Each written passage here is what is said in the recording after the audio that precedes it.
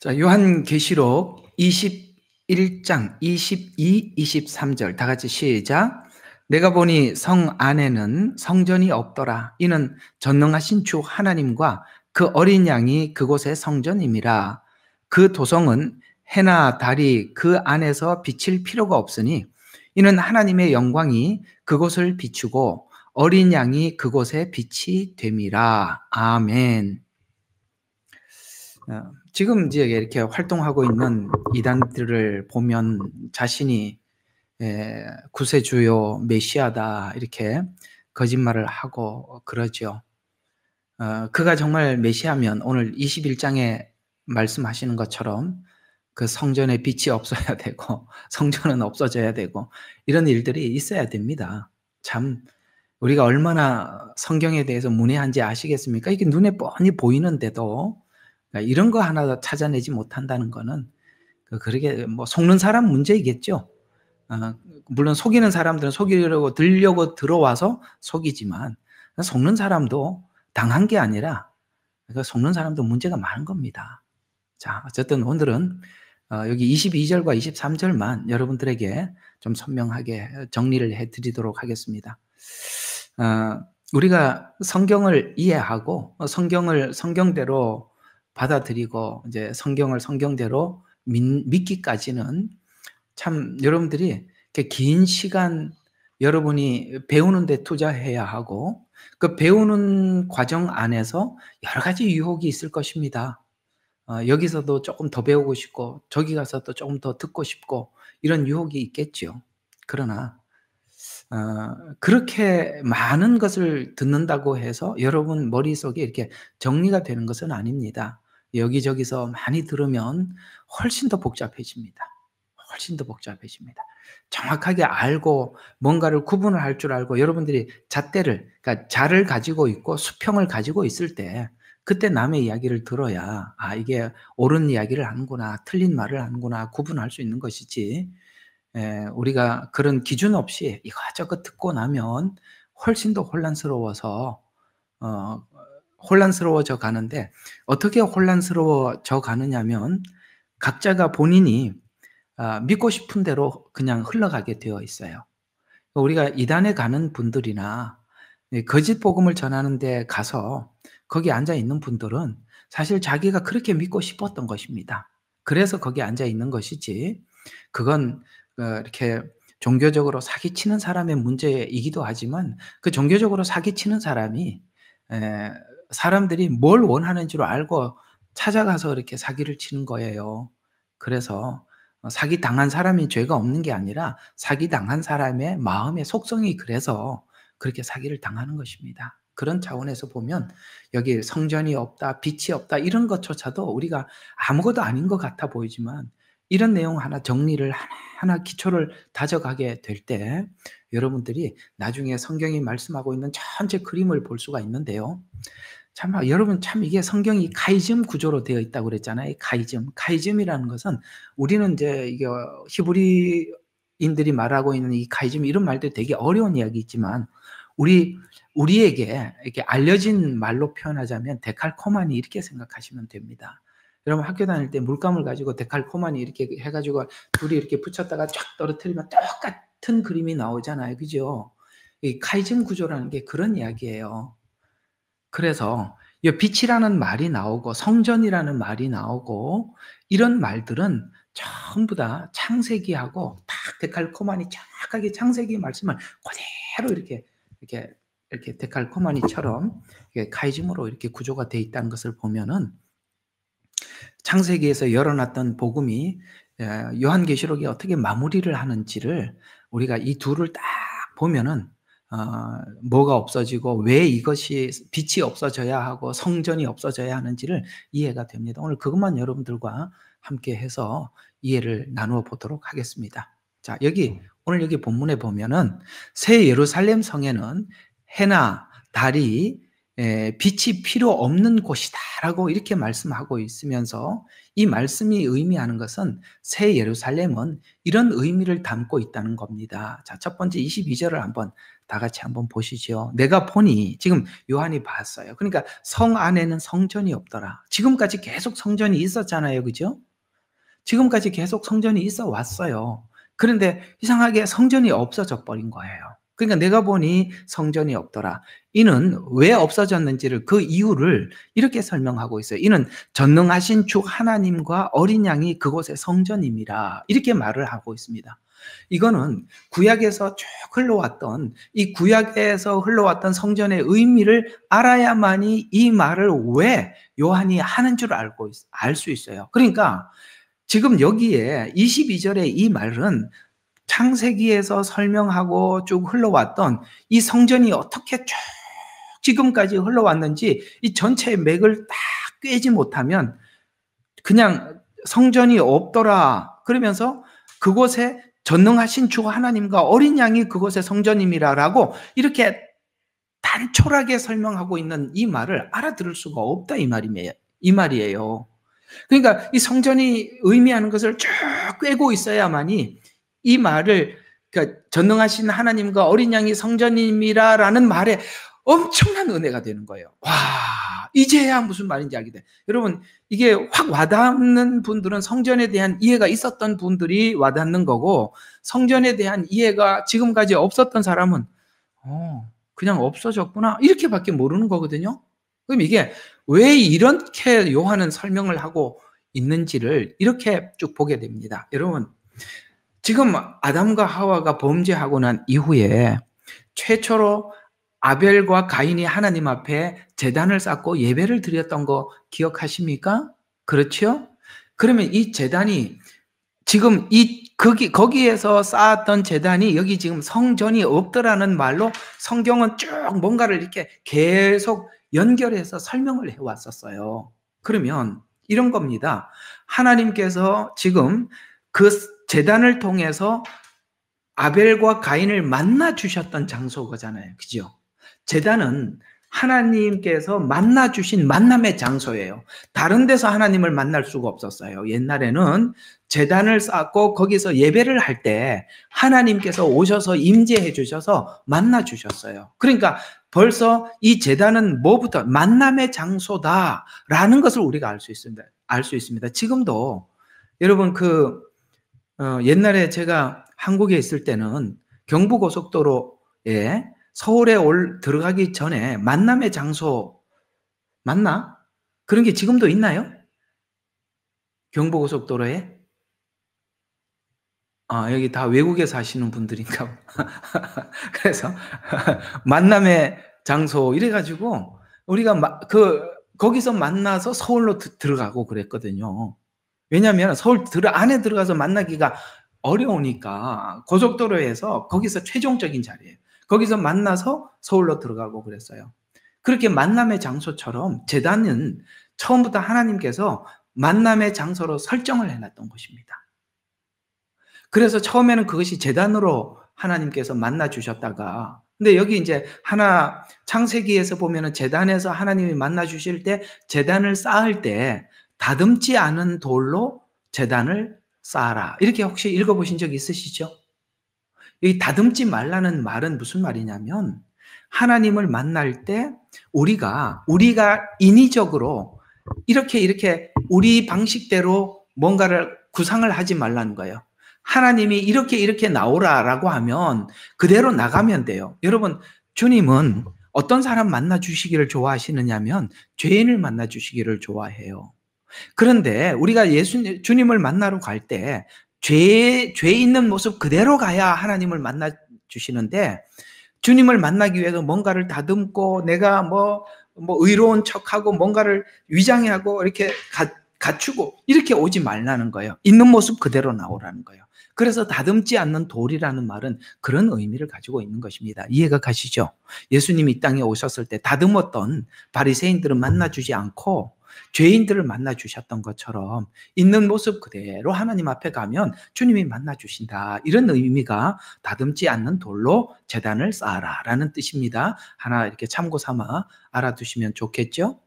그래서 처음에는 제단을 통해서 만나 주셨다가 그것이 이제는 조금 더 구체화되죠. 성막을 통해서 짐승을 잡아서 번제단에 태우고, 우리 아까 낮에 설명한 것처럼 그 다음에 번제단에서 태우고, 그 다음에 물두멍에 손을 씻고, 그 다음에 성소에 들어가고, 그 다음에 지성소에 들어가고, 이제는 조금 더 복음이 구체적으로 그것이 그냥 옛날에는 제단에서 그냥 만나 주시다가 이제는 조금 더 복음을 설명하기 위해서 조금 더 확장하고 구체적으로 설명해 들어가는 것이 성막인데, 성막은 문제가 뭐냐면 고정을 할 수 없다는 거예요. 그러니까 광야 생활을 하다 보니까 고정을 할 수가 없어서 이동을 계속 해야만 했었어요. 그래서 이동형 성막이 그다음 제단 다음으로 발전했다가, 이것도 역시 뭐가 그랬어요? 제단을 짓고 하나님께서 모세에게 제단을 이렇게 지어라라고 말씀하시고 제일 마지막에 이런 말을 하고 끝이 나요. 거기서 나와 만나고, 이렇게 말을 했어요. 자, 그러면 한번 봅시다. 제단도 하나님이 만나주는 장소였고, 그 다음에 성막도 똑같은 의미로 뭐라 그랬어요? 다 이렇게 짓고 이렇게 해야만이 거기서 내가 너와 만나겠다 라고 말씀을 하셨죠. 그래서 하나님이 임재의 상징으로 낮에는 구름 기둥, 밤에는 불 기둥이 임재하여서 하나님이 임재하고 있음을 사람들의 눈으로 보게 만들었던 것이 바로 이동형 성막이죠. 그런데 이제 솔로몬 시대에 들어와서 가나안에 정착을 했잖아요. 근데 이걸 이제 광야가 아니니까 메고 다닐 필요가 없죠. 그러니까 이제 성전을 짓습니다. 이게 솔로몬 성전입니다. 그래서 솔로몬 성전을 지었고 거기에 하나님이 임재하셨습니다. 그런데 이 성전을 예수님께서 오셔서 뭐라고 말씀하셨어요? 성전을 헐어라. 내가 3일 만에 지으리라. 이렇게 말씀을 하셔서 지난날에는 제한적인 어떤 지역, 제단, 성막, 성전 이렇게 하나님께서 거기서 와야 만났던 그 하나님이 예수님 십자가에 죽으시고 성령님께서 우리 마음속에 옴으로 인해서 이제는 어디 가서 만나는 게 아니라 항상 우리와 함께 하시는 임마누엘이 시작되었다는 거예요. 임마누엘은 성령의 내주와 관련된 이야기예요.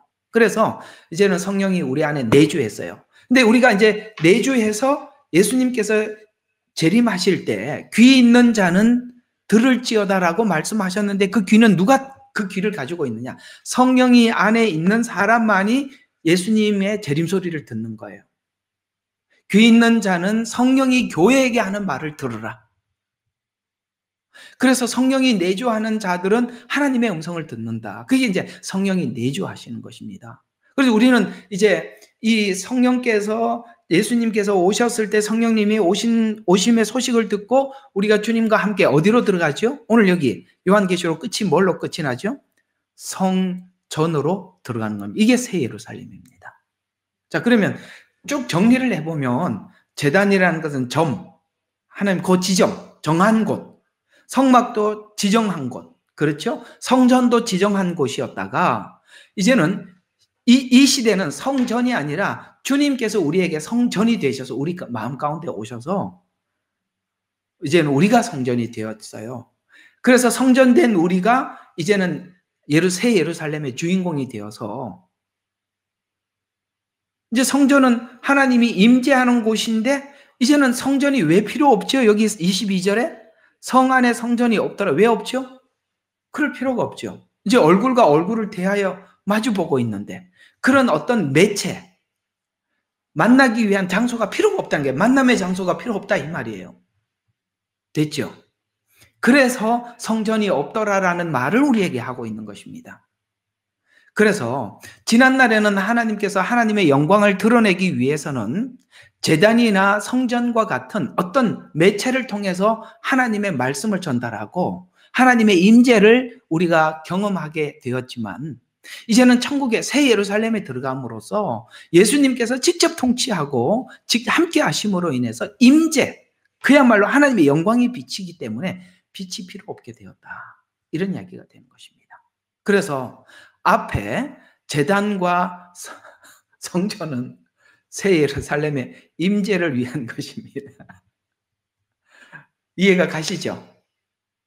이제 왜 이게 필요가 없어요? 예수님 자신이 빛이니까. 예수님 자신이 임재하는데 무슨 그게 필요가 있겠어요? 이게 다 필요가 없는 거죠. 그래서 지금 이 이야기는 지금까지 성전을 쭉 이해해 왔던 이 유대인들에게는 와, 드디어 이제는 주님과의 어떤 만남의 장소가 필요한 것이 아니라 늘 주님과 함께 하게 되었구나라고 이들은 성전에 대한 이해가 있으니까 이게 그야말로 와 하고 이렇게 함성을 지를 이야기가 되는데, 우리도 그걸 복음을 다 알고 나면 함성을 지어야 하는데 함성이 안 불러지는 것은 아까 말씀한 제단, 성막, 성전 이런 의미를 모르니까 성전이 없더라는 말에 별로 감각이 없는 거예요. 어때요? 감각이 오지요? 와 이렇게 해야 되는 거예요. 없어졌다. 왜요? 하나님과 어린 양이 그곳의 성전입니다. 22절 충분히 설명이 되셨죠? 자, 그리고 빛이 없대요. 자, 이건 도대체 무슨 말이냐? 그 도성은 해나 달이 그 안에서 비칠 필요가 없으니 이는 하나님의 영광이 그곳을 비추고 하나의 어린 양이 그곳에 빛이 됩니다. 영광이, 그 다음에 어린 양이 빛이 되었더라, 이렇게 말씀하고 있습니다. 자, 그러면 이게 무슨 의미예요? 이거는 조금 정신 바짝 차리고 들으셔야 돼요. 앞에 거는 쉽게 이해할 수 있지만 요거는 조금 정신 차리고 좀 들어야 되는 것은 뭐냐면은, 지금까지 이 빛은 상징적인 의미를 가지고 쭉 성경을 설명해 왔었거든요. 성전에 예를 들어 이해하고 접근하면, 그러니까 빛이 필요 없다는 말을 이렇게 이해해서 들어가야 하는데, 구약에는 성전과 율법을 통해 죄를 빛으로 드러내는, 신약에서는 예수님께서 직접 오셔서 말씀의 빛을 증거했어요. 그러니까 구약에서는 하나님의 말씀을 성전에, 그러니까 자, 우리 한번 봐요. 이제 지금 우리가 성막을 하면서 성소를 이제 조금 있으면 공부하게 될 거예요. 성소를 공부하게 되는데, 자, 성소 안에 가면 세 개가 있어요. 뭐가 있습니까? 분향단이 있죠. 떡상이 있지요. 또 하나는 뭐가 일곱, 여러분 그 메노라라고 하는 촛대가 있어요. 근데 이 7개의 그러니까 촛대가 7개거든요. 이 7 촛대는 앞에 요한계시록에 말씀하였던 7 교회를 의미하는 거예요. 근데 자, 우리 한번 지금까지 배운 게 있으니까 상상을 해봅시다. 자, 여기 성막에 있는 모든 널판은 금으로 쌌다고 했어요. 그렇죠. 근데 성소 안에 7 촛대가 빛을 비추면 이 금이 빛이 나서 이 성소가 환하겠죠. 근데 지성소는 어떻죠? 완전히 커튼으로 가려져서 이곳은 빛이 없죠. 상상을 해보세요. 거기 빛이 하나도 없어요. 완전히 캄캄해요.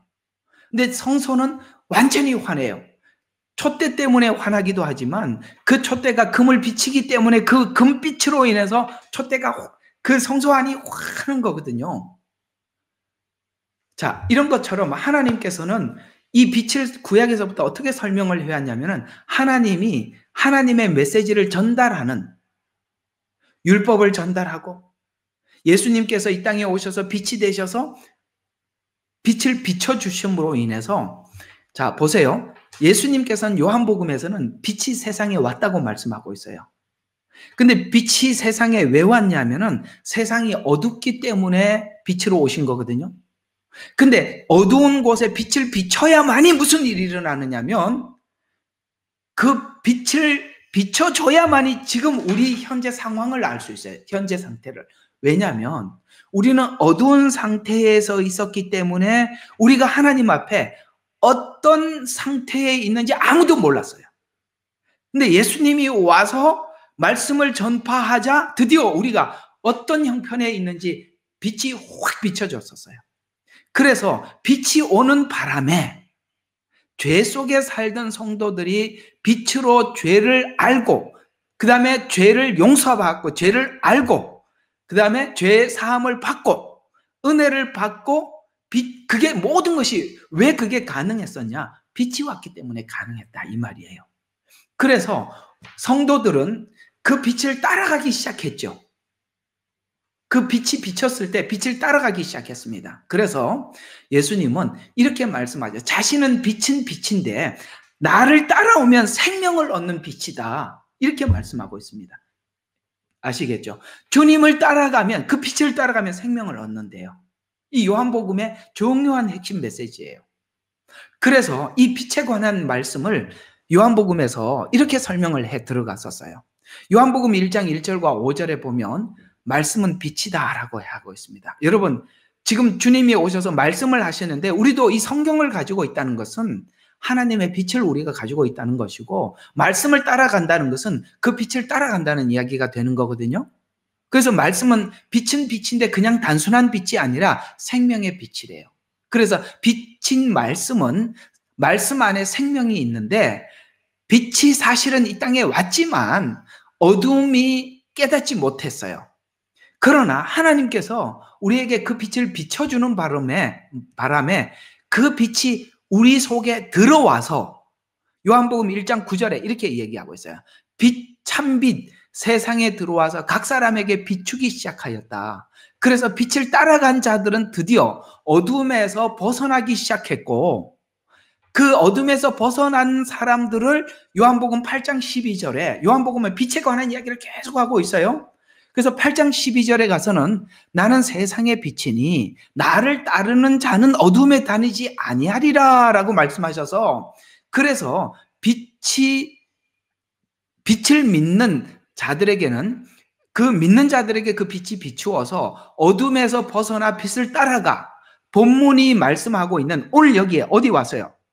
그 빛의 자리에 도착했다 이 말이에요. 그러면 그 빛이 뭐죠? 말씀이에요. 그래서 여러분들이 말씀대로 따라가면 어디에 도착해요? 여기 성전에 도착하는 거예요.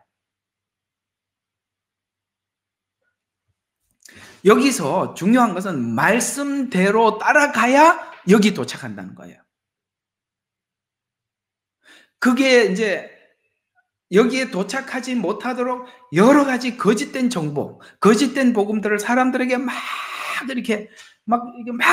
함부로 이렇게 해서 사람들이 이게 뭐가 진짜 빛의 말씀인지 그걸 분석하지 못하도록 지금은 세상은 엄청나게 이런 작업들을 많이 해두었다는 거 우리 알고 있지요. 우리가 정말 우리가 하나님의 말씀의 안내를 받으려면 정말 말씀을 하고 있는 말씀 그대로 믿어야 돼요. 그 말씀 그대로 믿는 모든 사람들은 하나님께서 우리 마음이 하나님 앞에 정말 정직해야 돼요.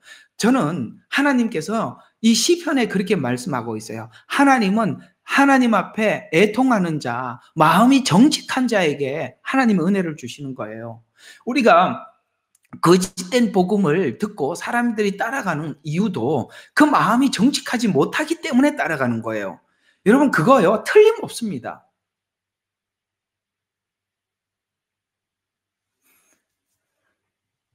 자, 그래서 나는 세상의 빛이 8장 빛이니 나를 따르는 자는 어둠에 다니지 아니하리라. 그래서 빛을 믿는 사람들 어둠에서 벗어나 빛을 따라가 본문이 말씀하는 영원한 빛에 도착하게 되고, 이 빛은 생명으로 안내하였으며 생명을 주어 생명의 빛이 확장되어서 천국에 비치게 되었습니다. 그러면 아까 말씀드린 것처럼 창조 때 하나님께서 이 혼돈과 공허한 상태에서 빛이 들어옴으로써 나눔이 시작되었다고, 여기에 빛이 놀랍게도 창세기 1장 1절부터 5절에 빛의 이야기가 쭉 있었는데 성경 끝나는 이 지점에 다시 빛이라는 이야기가 등장하고 있기 때문에 아까 데칼코마니라고 그랬죠. 카이즘 구조. 그러면 이 빛이 창세기 가장 앞에 어떻게 설명했는지 한번 힌트를 봅시다. 창세기 1장 1절에서 5절까지. 자, 보면 이렇게 나와 있습니다. 자, 태초에 하나님께서 하늘과 땅을 창조하셨습니까? 하늘과 땅만 창조했어요. 근데 이게 하늘과 땅만 창조해 놓다 보니까 빛이 없으니까 엄청나게 막 공허해요. 그러니까 2절이 땅에 형체가 없어요. 왜 이렇게 됐죠? 빛이 없으니까. 그래서 땅은 형체가 없고 공허하며 어두움이 깊음의 표면에 있으며, 여기 어둠이 나오죠. 어둠이니까 굉장히 공허해요. 뭔가 이렇게 구분이 안 돼 있다 이 말이에요. 어두움 깊은 표면에 있으며 하나님의 영은 물들의 표면에 거니시네. 이 하나님의 영은 성령입니다. 삼위일체가 여기서부터 등장하는 겁니다.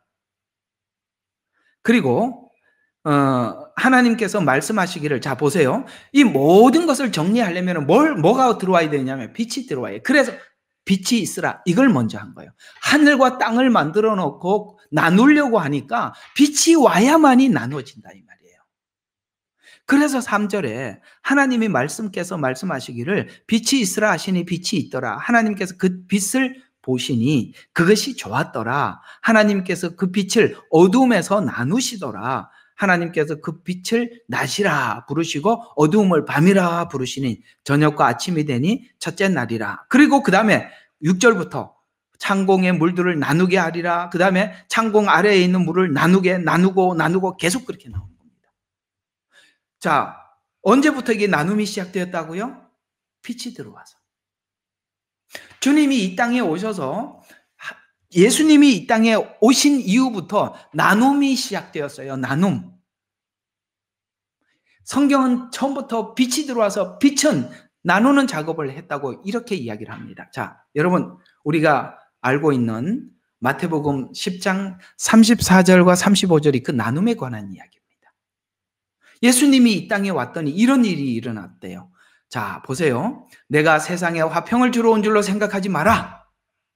나는 화평을 주러 온 것이 아니다는 거예요. 맞죠? 예수님이 오셔서, 여러분 예수님을 믿고 가정이 화평해졌습니까? 아니요. 나눔이 일어나고 다툼이 일어나고 불화가 일어나기 시작했어요. 왜요? 우리는 어둠 안에서 연합해 있었어요. 알고 보니까 빛이 쫙 들어와 보니까 죄 가운데 연합했던 거예요. 어둠 가운데 연합했던 거예요. 그러니까 빛 가운데 나왔던 우리들이 이 연합이 이렇게 거짓 연합이라는 것을 우리가 발견하게 된 거예요. 그래서 예수 믿고 난 이후에 그 영적인 싸움이 시작된 거란 말이에요. 그래서 이렇게 얘기하고 있어요. 내가 세상에 화평을 주러 온 줄 생각하지 마라. 화평을 주러 온 것이 아니라 칼을 주러 왔대요. 칼은 뭐 합니까? 잘라서 나누는 거잖아요. 그래서 칼을 주러 왔노라. 내가 온 것은 사람이 그 아버지와 딸이, 그 어머니와 며느리가 그 시어머니와 서로 대적하게 하려 함이라. 예수 밖에서 연합이 되어 있었는데 누군가가 빛을 보고 그 연합이 보니까 거짓 연합이에요. 가짜 연합이에요. 그래서 가정에 불화가 일어나기 시작한 겁니다. 그래서 빛을 따라 빛의 안내를 받는 곳이 어딘지 최후의 빛이 있는 장소로 소개하고 있어요. 그래서 주님이 오신 것은 바로 이런 우리의 어둠 속에 있었던 연합을 깨트리고 빛 가운데로 누구는 나오고 여전히 어둠 속에 있는 사람과 불화하게 하여서 우리가 하나님 앞에 착한 행실을 통해서 그들을 어떻게 하라는 거예요? 오늘 우리 낮에 말씀드린 것처럼 우리가 새로운 족속으로 새롭게 창조되었다고 말씀을 드렸죠. 세상 질서가 아닌 그런 사람으로 변화되어서 그들을 다시 하나님 앞으로, 하나님께, 그리스도께로 안내하는 그런 일들을 저와 여러분에게 맡겨주신 것입니다. 그래서 우리가 빛을 계속 따라가게 된다면 오늘 여기 계시록 22장 5절에 보면 다시는 밤이 없겠고 햇빛과 쓸데없으니 하나님께서 그들에게 빛이심이라 라고 말씀하시는, 여기 있는 밤, 햇빛 이런 것들은 창세기에 창조되었던, 아까 하나님께서 빛이 있으라, 그 다음에 밤을 어둠이라 이렇게 아까 읽었죠. 이게 없어졌다는 거예요. 자, 이게 뭘 의미하느냐? 자, 이 예언이 조금 이따 밑에서 좀 설명을 하고, 자, 이게 하나님께서 이사야를 통해서 이 시간이 오면, 오늘 여기 요한계시록 21장, 22장에서 말씀하시는 새 예루살렘 이 날이 오면 이렇게 된대요. 자, 이사야서 60장 19절과 20절에 보면 다시는 낮에 해가 내 빛이 되지 아니하며, 지금 이 태양을 이야기하는 겁니다. 달도 내게 빛을 비추지 아니할 것이요.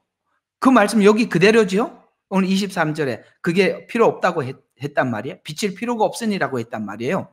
그래서 아니할 것이요 오직 여호와가 내게 영원한 빛이 되어 내 하나님이 내 영광이 되리니 내 해가 다시는 지지 아니하며 내 달이 물러가지 아니할 것은 여호와가 내 영원한 빛이 되고, 이상하게 이 태양계의 태양이 사라지면서 우리에게도 슬픔의 날이 끝이 난대요.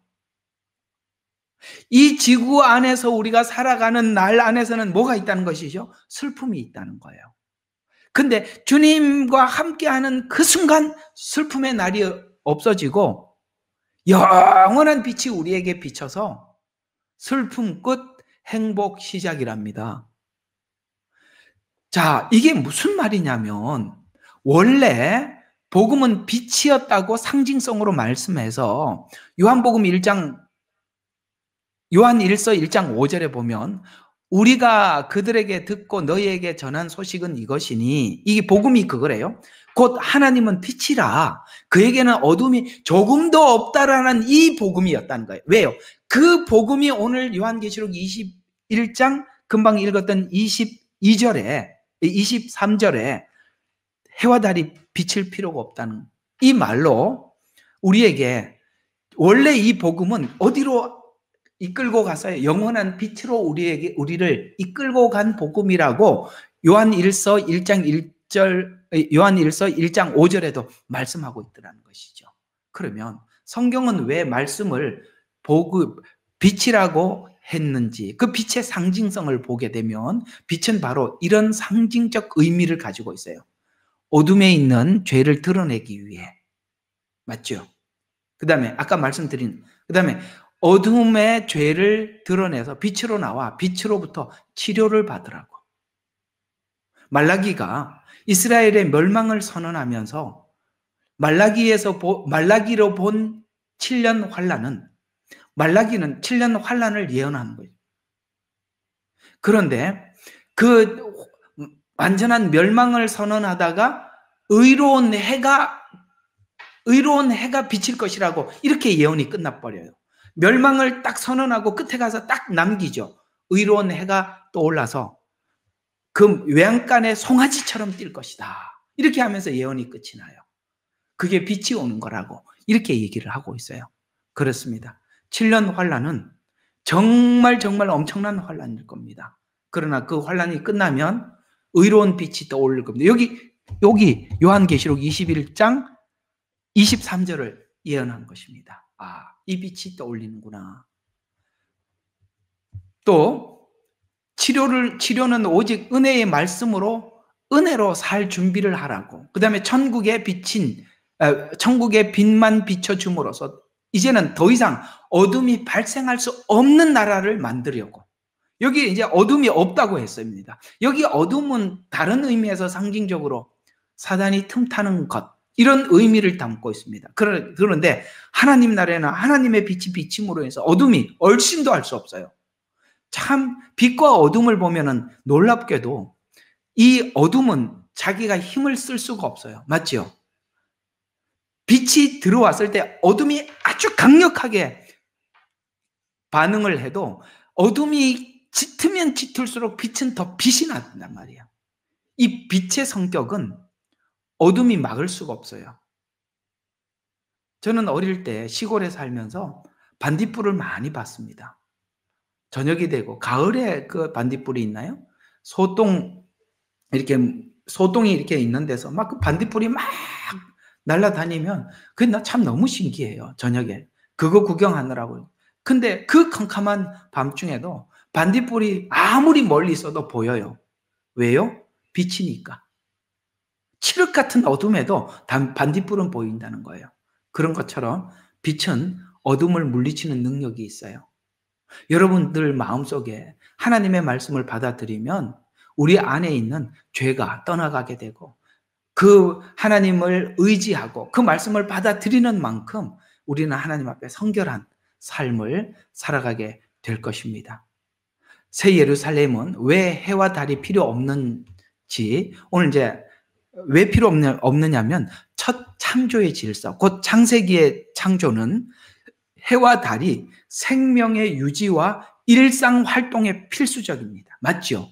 만약에 밤이 없거나 낮이 없으면 우리 인간이 한번 누가 그걸 시뮬레이션을 해서 한 걸 봤는데, 사람이 밤이 없어진다든가 낮이 없어진다든가 이렇게 되었을 때 인류가 어떻게 될 것인가?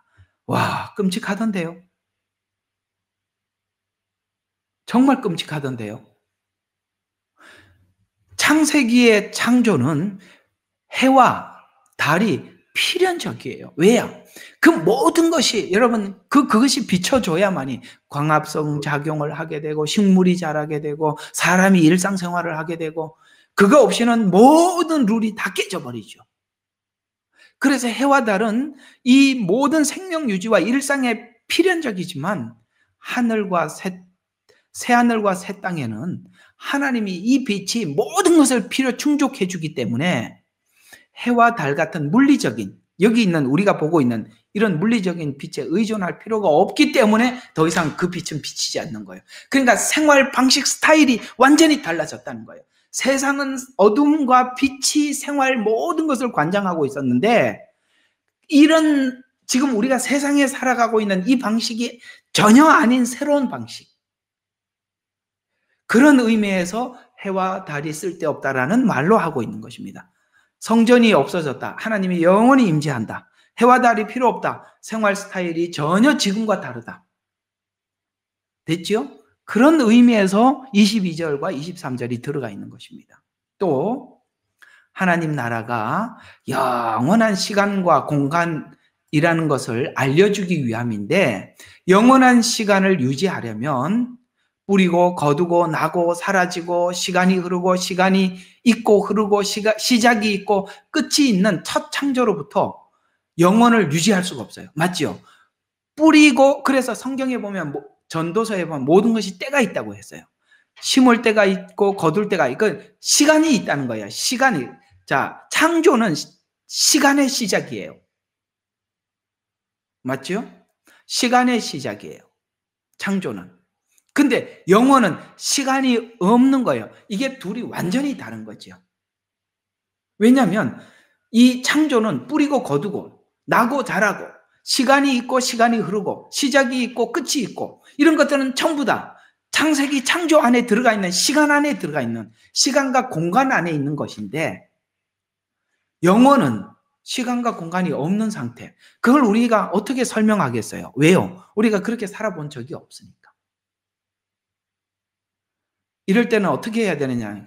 그렇다면 그런 줄 믿으시라, 이 말이에요. 이거는 설명을 하는 사람이 이상한 사람이에요. 여러분과 제가 영혼의 맛을 본 적이 없는데 제가 영혼에 가서 살아보니 이 말을 어떻게 하겠어요? 저는 하나님께서 아예 캄캄한 밤중에 있는 우리들에게 오셔서 이렇게 말씀을 해주셨다는 것이, 하나님은 우리에게 이 말씀을 해주기 위해서 얼마나 고생하셨을까? 전 그렇게 생각이 들어요. 이렇게라도 이걸 하나님께서 그 긴 시간 우리에게 이렇게 설명해 줄 수밖에 없었던 거예요. 이해가 가지요? 여러분 공감이 되지요? 우리가 미국을 안 가본 사람인데 미국을 아무리 설명을 해도, 아니 우리가 지구 같은 공간 안에 사는 사람도 그걸 못해. 근데 참 이상하게 미국 안 가본 사람이 미국을 더 잘 알아요. 우리 옛날에 그런 말이 있어요. 근데 우리가 전혀 경험해보지 못한 영혼이라는 세계를 하나님이 우리에게 설명하기 위해서 얼마나 고생하셨어요. 저는 이게 성경을 연구하면서 하나님께서 우리가 전혀 알 수 없는 것을 설명하기 위해서 이렇게 다양한 방식으로 수많은 형식을 동원해서 이렇게까지 설명하느라고 진짜 늘 설교하면서도 하나님 정말 고생하셨습니다. 정말 고맙습니다. 우리 같은 이게 무식한 아무것도 모르는 우리들을 가르쳐주기 위해서 이걸 다 하는, 야, 이거 누가 이걸 설명을 해낼 수 있을까? 이런 생각이 진짜 듭디다. 설명하는 나도 참 힘들어요.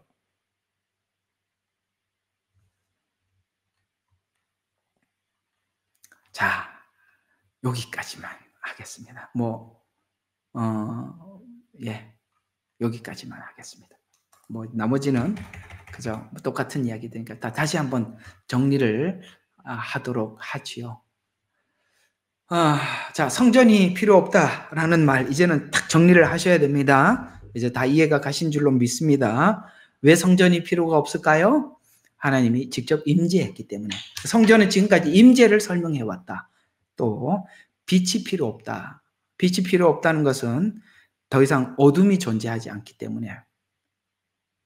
또 빛이 필요 없다는 것은 세상은 빛과 어둠이 생활과 이 모든 것이, 지구상에 있는 모든 것이 생태계가 유지하기 위한 필연적인 것인데,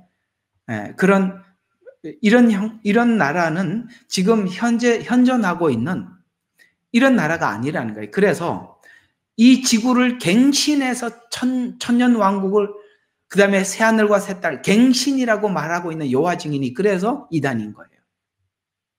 무슨 갱신입니까? 전혀 다른데요. 이걸 하나님께서 지구를 고쳐서 쓰는 게 아니에요. 새 하늘, 새 땅이라고 말씀하고 있어요. 거기 가서 살 생각하니까 기분 좋죠? 너무 행복하지요? 와, 우리 그때 가서 진짜 정말 우리 잘 왔다고 우리 같이 정말 같이 얼싸안고 그럴 날이 있기를 기대합니다. 기도하고 마치겠습니다. 하나님, 오늘은 요한계시록 21장 22절과 23절을 통해서 성전 안에, 하나님의 성 안에는 성전이 없다는 말, 왜냐하면 그 어린 양이 또 성전이 되기 때문이라고 말씀하신 말씀과 또 그 도성 안에 해나 달이 그 안에서 비칠 필요가 없으니 하나님의 영광이 그곳을 비추고 어린 양이 그곳에 빛이 된다고 말씀하신 이것이 무슨 뜻인지 저희들이 알게 되었습니다. 그렇습니다. 천년 왕국도 이런 왕국이라면 천국은 그 영원히 이어지는 놀라운 하나님의 나라입니다. 우리가 주님이 오실 그날, 그 나라를 생각할 때마다 우리가 어떻게 세상에서 살아야 할지, 아버지 하나님, 우리가 세상에 살아가는 방법 우리가 결정하고 하나님이 기뻐하는 아들, 딸로 우리 모두 살아갈 수 있도록 축복하여 주시옵소서. 우리를 구원하신 예수 그리스도의 이름으로 기도드렸습니다. 아멘. 예레미야의 눈물은 시대에 맞는 말씀 선포와 변질되지 않은 순수 복음을 외치고 있습니다. 함께 연결되어 하나님께 예배드리며 이 마지막 때에 하나님께 쓰임받길 원하시는 분은 카카오 채널로 연락주시면 연락드리도록 하겠습니다. 고정 댓글에 채널 경고와 삭제에 대비한 예비 채널과 제2채널 링크를 올렸습니다. 이 채널 또한 구독 부탁드리겠습니다. 감사합니다. 우리는 역사상 가장 중요한 시점을 지나고 있습니다. 하나님께서는 하나님의 일을 하시기 전에 사람을 준비시키셨음을 우리가 알고 있습니다. 하나님 말씀은 마지막 때에 대추수, 대부흥의 때가 있다고 분명히 예언하고 있습니다. 아멘. 하나님의 말씀이 그대로 성취될 것을 믿습니다. 예레미야 눈물은 잠자는 교회와 영혼을 깨우기 위해 노력하고 있습니다. 이 가슴 뛰는 일에 함께 하길 원하시는 분은 카카오 채널로 연락 주시기 바랍니다. 당신은 위대한 하나님의 사람입니다.